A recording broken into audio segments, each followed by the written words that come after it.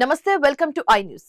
అంతర్జాతీయ భౌగోళిక రాజకీయాల్లో భారతదేశాన్ని వ్యూహాత్మకంగా దెబ్బతీసేందుకు డ్రాగన్ కంట్రీ చైనా తన కుయుక్తులను మరింత వేగవంతం చేసింది. ఇప్పటికే పశ్చిమ సరిహద్దుల్లో చైనా పాకిస్తాన్ ఎకనామిక్ కారిడార్ ద్వారా అరేబియా సముద్రంలో అడుగుపెట్టిన బీజింగ్ ఇప్పుడు తూర్పు దిశగా భారత్ ను చుట్టుముట్టేందుకు సరికొత్త ప్లానే వేసింది. ఇందులో భాగంగానే China Myanmar Bangladesh economic corridor project ను అత్యంత వ్యూహాత్మకంగా మళ్లీ తెర మీదకి తీసుకొచ్చింది. బంగ్లాదేశ్ కొత్త ప్రధానమంత్రి తారిక్ రెహమాన్ చైనా పర్యటన సందర్భంగా ఈ కారిడార్ ను భారత్ తో సంబంధం లేకుండా ముందుకు తీసుకెళ్లాలని చైనా అధ్యక్షుడు షీ జిన్పింగ్ బిగ్ స్కెచ్ వేశారు. మరి బంగాళాఖాతంలో భారత్ కు సవాల్ విసురుతోన్న చైనా కొత్త వ్యూహం ఏంటో ఇప్పుడు స్పెషల్ స్టోరీలో ట్రాక్ చేద్దాం.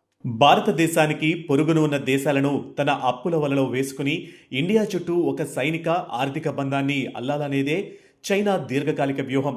బంగ్లాదేశ్ ప్రధాని తారిక్ రెహమాన్ చైనాలో జరిపిన 4 రోజుల అధికారిక పర్యటనలో ఈ కుట్రకు పునాదులు పడ్డాయి. బీజింగ్లో జిన్పింగ్తో జరిగిన టాప్ లెవెల్ మీటింగ్లో ప్రాంతీయ అనుసంధానాన్ని పెంచే నెపంతో భారత్కు ముప్పుగా మారే సిఎంబీసీ కారిడార్ను శరవేగంగా ముందుకు తీసుకువెళ్లాలని ఇరు దేశాలు అంగీకారానికి వచ్చాయి. ఈ ప్రాజెక్టుపై చైనాకు చెందిన బంగ్లాదేశ్ రాయబారి యావో వెన్ స్పందిస్తూ గతంలో భారత్ భాగస్వామిగా ఉన్న Bangladesh China Bharat Myanmar corridor ఆశించిన ఫలితాలు ఇవ్వలేదని, అందుకే ఈ కొత్త రూట్ తెచ్చామని చెప్పుకొచ్చారు. కొత్త కారిడార్లో భారత్ చేరాలనుకుంటే స్వాగతమేనంటూ పైకి నవ్వుతూనే భారత్ను ఏకాకిని చేసేలా చైనా ఈ ప్రాజెక్టును డిజైన్ చేసింది. ఈ ప్రతిపాదిత సిఎంబీసీ కారిడార్ మార్గాన్ని పరిశీలిస్తే చైనా అసలు నైజం అర్థమవుతుంది. ఈ కారిడార్ చైనాలోని యునాన్ ప్రావిన్స్ రాజధాని కున్మింగ్ నుంచి ప్రారంభమైన మయన్మార్లోని మండలే వరకు చేరుతుంది. అక్కడి నుంచి ఒక మార్గం యాంగోన్ వైపు వెళ్తే మరో అత్యంత కీలకమైన మార్గం మయన్మార్లోని రఖైన్ రాష్ట్రంలో చైనా నిర్మిస్తున్న క్యౌక్ ప్యూ లోతట్టు నౌకాశ్రయం వరకు వెళ్తుంది.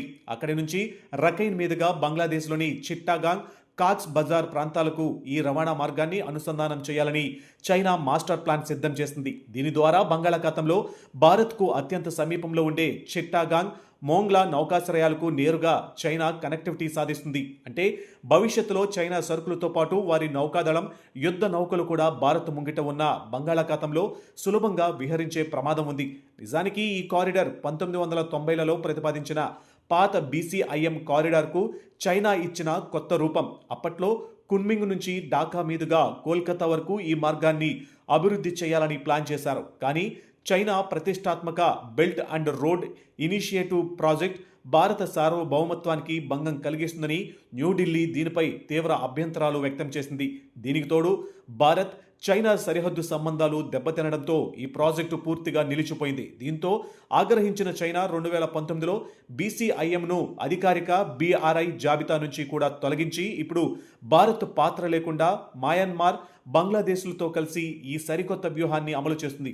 అయితే కాగితాలపై చైనా గీసిన ఈ వ్యూహాత్మక మార్గాన్ని క్షేత్రస్థాయిలో అమలు చేయడం అంత సులభం కాదని అంతర్జాతీయ రక్షణ విశ్లేషకులు భావిస్తున్నారు. ఎందుకంటే ఈ ప్రతిపాదిత కారిడార్ మయన్మార్లో తీవ్రమైన అంతర్యుద్ధం నడుస్తున్న రఖైన్ రాష్ట్రం గుండా వెళ్లాల్సి ఉంది.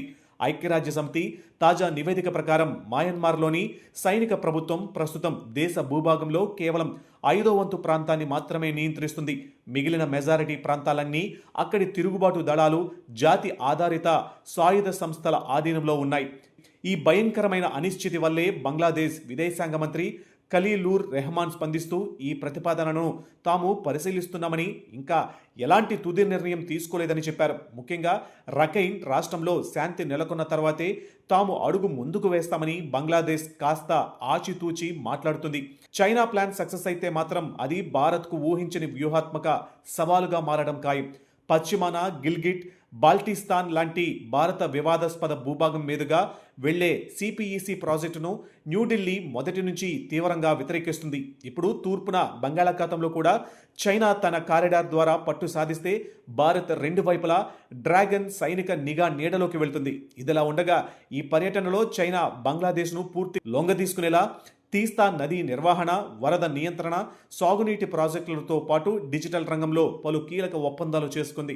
వీటికి కృతజ్ఞతగా బంగ్లాదేశ్ సైతం చైనా వన్ చైనా పాలసీకి అంతర్జాతీయ వేదికలపై మద్దతు ప్రకటించింది. పొరుగు దేశాలలో చైనా అడుగుజాడలను గమనిస్తున్న భారత రక్షణ శాఖ బంగాళాఖాతంలో చైనా వేస్తున్న ఈ బిగ్ స్కెచ్ను తిప్పికొట్టేందుకు ఎలాంటి కౌంటర్ వ్యూహాలను సిద్ధం చేస్తుందో చూడాలి.